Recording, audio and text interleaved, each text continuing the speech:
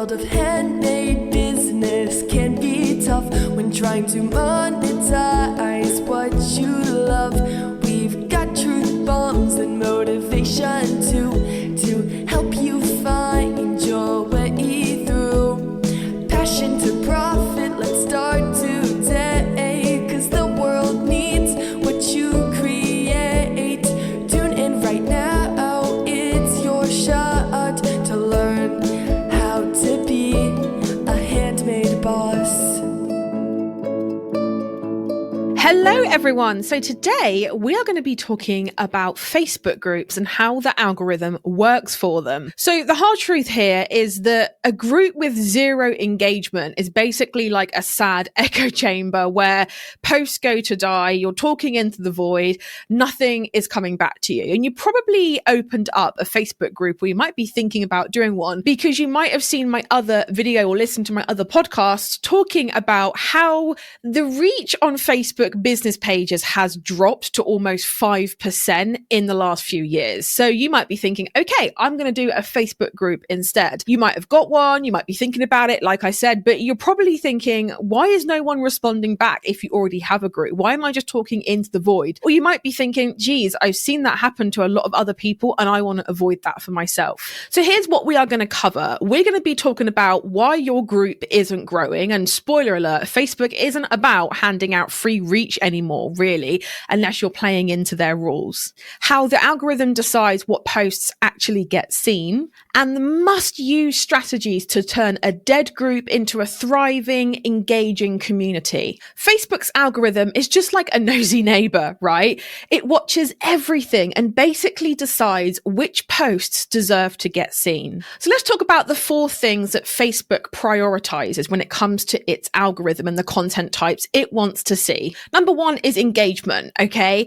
Are people actually liking, commenting, and interacting with the content and the posts that you are putting into that group?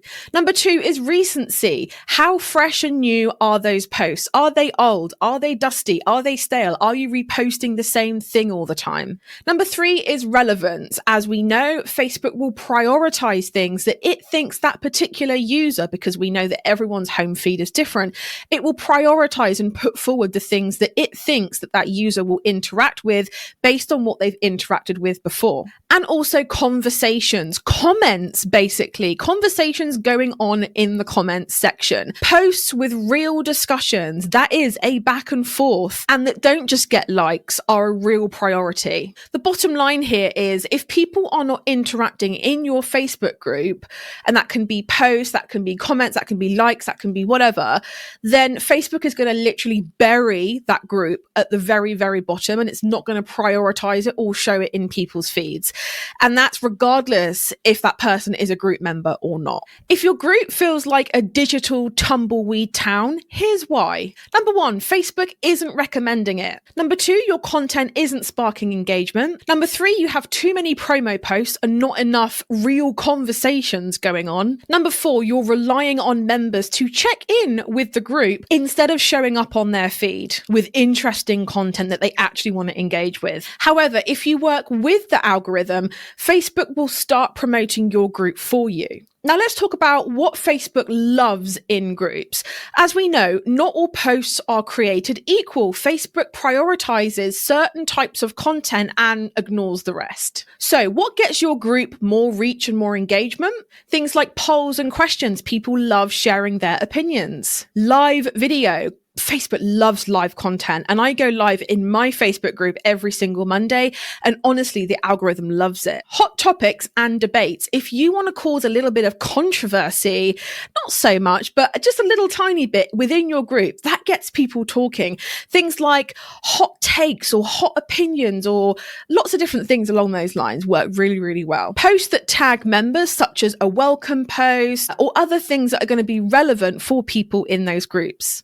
And the last thing is challenges and interactive threads. Things that basically keep group members coming back for more. So a great example here is instead of just saying, what's your biggest struggle when it comes to marketing? That's it. Very open-ended question. No one's going to engage with that. You could try something like, hot take, Facebook ads are a waste of money. Agree or disagree? People just cannot resist weighing in when they see things like this. And you'll see that it's all about the way that you are wording the question or the post or whatever it is that you are posting in that group. Now let's talk about the things that Facebook hates to see in groups and what you should stop doing ASAP. If your group is struggling, you're probably guilty of one of these things. Mistake number one is too many promo posts. If every post is buy this, sign up for my thing, do this, do that, people completely tune out. It's basically like you're doing a take all the time and not giving any value in return. Mistake number two is if you have no engagement strategy at all and you're just posting randomly, that's algorithm death. Number three, letting lurkers lurk and just sit there. If people never comment or never engage with your content, Facebook just assumes they don't care and they'll not really show anything from your group ever again in their feed. Number four, not using Facebook's built-in features. Things like lives, polls, announcements, all of those things equal an algorithm boost. Number five is letting posts just die out. Posts with no conversations sink a group really, really fast. You need to kickstart conversations within posts that are looking like they're going to be a wee bit slow. So fix these 5 things and your Facebook group will stop feeling like so much of a graveyard. Now let's talk about the perfect posting strategy for Facebook groups. Facebook absolutely loves active groups, but how often should you actually be posting? So you want to do between 5 to 7 posts per week, but you really do want to mix it up because you don't want to overwhelm group members. The best times to post are in the morning between 7 a.m. to 9 a.m. or in the evening between 6 p.m. to 9 p.m. This is when people are more likely to be scrolling the most. Now you don't have to go in with these percentages exactly, but let's talk about 40% fun and engaging content. That's things like polls, debates, games, things like that. 30% value and education. That's things like tips behind the scenes. 20% community building, things like Q&A, community shout outs, welcoming people. And 10% promotional. You can sell in a group, but you don't want to overdo it. Also, a quick tip here is make sure to use Facebook group stories and pinned posts to keep those key posts visible. Now let's go over how to get more people actually talking and interacting in your group. You can't expect people to engage if you don't lead by example. So try these engagement hacks.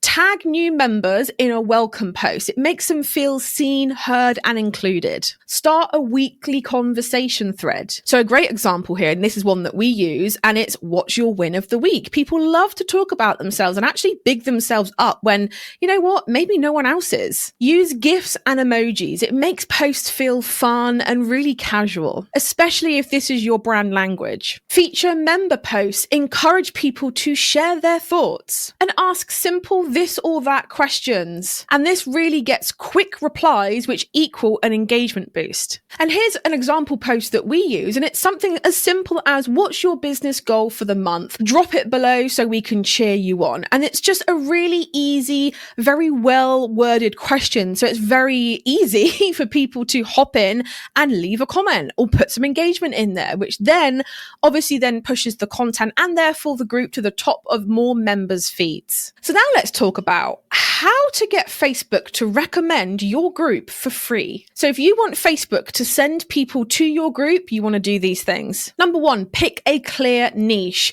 Broad groups don't get recommended. So an example here is marketing tips for handmade people or Etsy and your own website help group, which is actually the title of my own Facebook group, as opposed to, hey, general business advice and help. Number two is use keywords in your group name and your group description, because Facebook scans this to match different searches when people are looking for groups like yours. Number three is to encourage active discussions. The more comments, the more Facebook will push your content and your group. Number four is welcome and engage new members. Groups that feel alive keep growing. Number five, make sure to turn this setting on, and that is group discovery. So let me walk you through it. You go to settings, you go to group settings, you go to group type, and you choose general or learning. The bottom line here is if Facebook sees your group as valuable, it will start recommending it to the right people for free, which means you don't have to pay for any ads. So my final tips and your action plan is I want you to post engaging content, not just sales pitches like a walking billboard.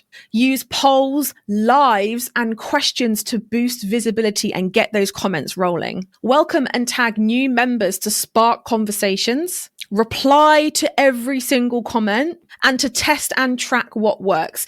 If people are ignoring certain posts, don't repost it again and again and again. So my final thought here is Facebook favors groups that feel more like communities. Focus on engagement first and the growth and everything will follow after. So guys, I really, really hope that you enjoyed that. Do not forget to subscribe or follow depending on if you're watching the video or listen to the podcast version of this. And I will catch you all real soon. Thank you so much for tuning in to How to Be a Handmade Boss. And if you're eager to boost your Etsy sales within just 7 days, then be sure to join my most popular free training at handmadebosses.com/conversion. You can also find the link in the show notes as well. Keep an eye out for our next episode where we'll be continuing our journey towards handmade business success together. And until then, keep crafting and stay inspired because the world really does need those special creations that only you can make.